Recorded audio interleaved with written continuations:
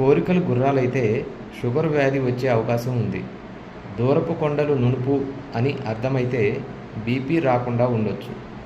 కానీ మాంసాహారం మందుతో BP sugar రెండూ వచ్చే అవకాశం ఎక్కువ.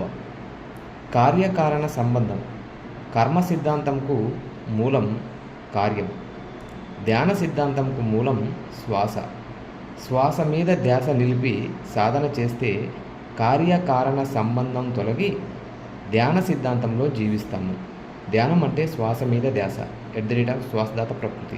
శ్వాసే గురువు. ధ్యానం వల్లనే ఆత్మజ్ఞానం, ఆత్మజ్ఞానం వల్లనే ముక్తి, ఆరోగ్యం, ఆనందం, యోగం, క్షేమం.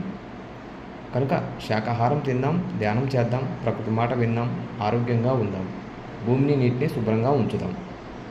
అందుకే నిండు జీవితానికి 2 ఆరోగ్య సూత్రాలు: 1 శాకాహారం, 2 ధ్యానం. Thank you friends. థ్యాంక్స్ ఎలా టు ఆల్. నచ్చితే లైక్ చేయండి. అందరికీ, మీ బంధుమిత్రులకు, అందరి ఆరోగ్యం కోసం తప్పకుండా షేర్ చేయండి.